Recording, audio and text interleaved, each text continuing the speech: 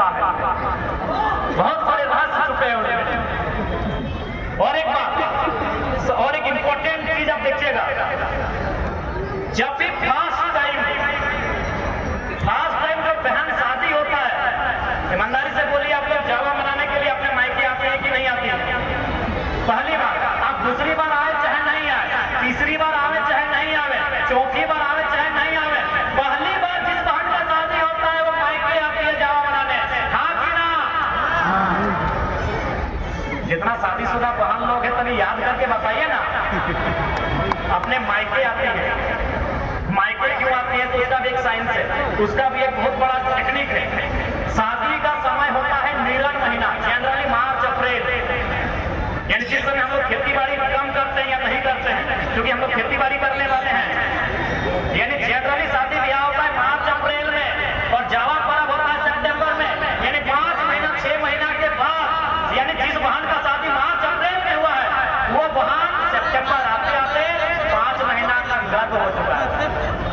अगर उसके साथ कोई अनहोनी या फिर कुछ ऐसा रीजन उसके पास नहीं है तो गारंटी है कि 5 महीना का गर्भ उसका हो चुका है। अब सवाल बनता है कि हमारे शरीर में एक थोड़ा या फुंसी मामूली होता है तो हम लोग 4 को डॉक्टर से पूछते हैं कि हमको क्या करना है, लेकिन उसके शरीर में थोड़ा फुंसी नहीं, उसके शरीर से एक नए शरीर का आविष्कार होने वाला है, उसको कैसा अनुभव होगा सोच के देखिए। इसलिए वो मायके आती है, क्योंकि मायके में आके अपना हाल बताना है।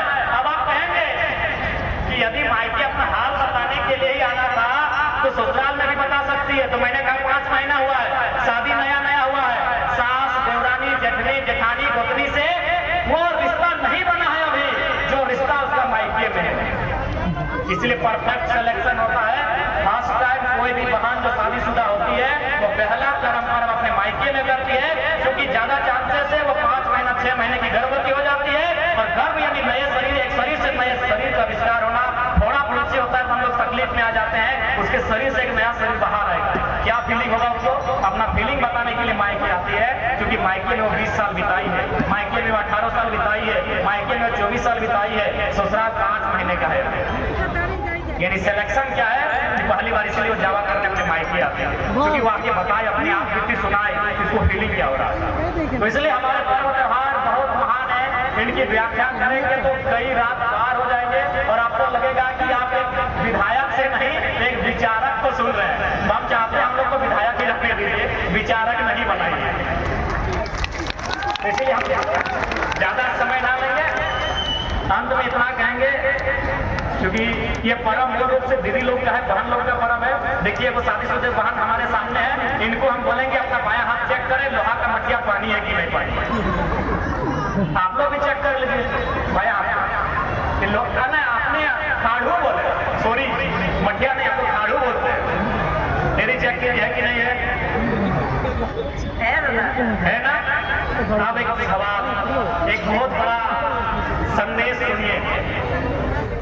अभी देखिए दीदी सोना है, गले में सोना है, चांदी है, नाक में सोना है, देखिए दीदी बता रही है नाक में सोना है, गले में चांदी है, कान में क्या दीदी कुछ है कि नहीं? क्या है? छोड़िए, मान के चलिए सोना है, कान में सोना, नाक में सोना, गले में चांदी। तो यार जब हमारे माता पिता, हमारे में आपके, क्योंकि हम लोग लड़का लोग को सब नहीं मिलता है, जब माता पिता यहाँ सोना दिए, यहाँ सोना दिए, यहाँ सोना दिए, यहाँ चांदी दिए, तो 100 रुपया का लोहा क्यों देना भाई? ज्यादा नहीं होगा दीदी लोग? 100 रुपया से दाम नहीं होगा। यहाँ 50,000, यहाँ 25,000, यहाँ 25,000, यहाँ 1 लाख, यहाँ 25,000, तो 100 रुपया का क्या मूल्य है भाई? 100 रुपया का लोहा क्यों मिला? सबसे मेन मूल्य सीखा है।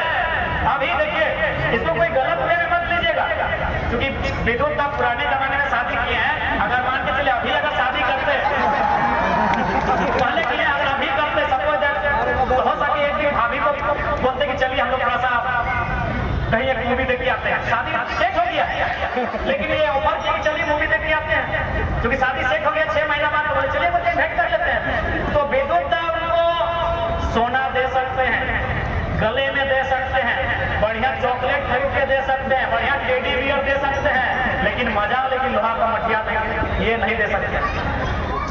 ये तभी देंगे, कब देंगे? जब वो लड़की पहली बार अपने ससुराल में कदम रखेगी। बाकी सोना चांदी उसके मायके में मिल जाता है, बाकी सोना चांदी उसको उसके मायके में मिल जाता है। केवल लोहा का इंतजार उसको ससुराल का करना पड़ता है, और जैसे ही ससुराल में उसका पहला कदम पड़ता है, द फर्स्ट स्टेप, पहला कदम, उसके हाथ में लोहा का मटिया दिया जाता है। क्यों माँ? क्यों माँ? आपको जानकारी है, मेरी उम्र कम है, लेकिन मैं अपने रिसर्च के मुताबिक बता रहा हूँ, जो बुजुर्गों से मुझे जानकारी मिली मैं बता रहा हूँ। उसका मतलब यह है कि लोहा यानी दुनिया का सबसे भारी चीज को लोहा कहा जाता है। उसका मतलब यह है कि आज जो आप इस परिवार का मेंबर बनने जा रही हैं, तो आपका ड्यूटी क्या है? आपका बनना यहाँ ड्यूटी क्या है? आपका ड्यूटी ये नहीं है कि आप लिपस्टिक पाउडर काजल करेंगी, आपका ड्यूटी ये नहीं है, आपका ड्यूटी ये लोहा का मटिया तय करता है कि आप यहाँ पर लोहा का मटिया दिए हैं, यानी इस नए परिवार का भार आपके कदमों में दिए, इस नए परिवार की दावेदार आपने दिए हैं। इस नए परिवार में जो आपने कदम रखा, एक बेटों के रूप में पुत्र बन, आप लोग क्या बोलते हैं? यदि क्या बहुए बोलते हैं ना, यानी आपने जो नए परिवार का जो भाग बने, हिस्सा बने, ये लोहा डिसाइड किया कि आपका ड्यूटी क्या है। लोहा यानी भारी सामान, भार, यानी इस परिवार का भार, ये आपका ड्यूटी। आज के बाद इस परिवार का भार आपको लेना पड़ा, और आपने वही काम किया।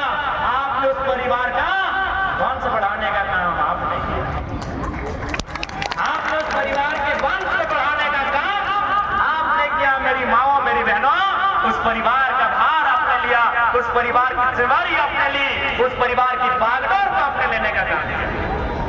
तो कितना सकारात्मक, कितना रिसर्च, कितना मैनर के साथ, हमारे तकनीक के साथ, हमारे सिस्टम के साथ हमारे नियम है।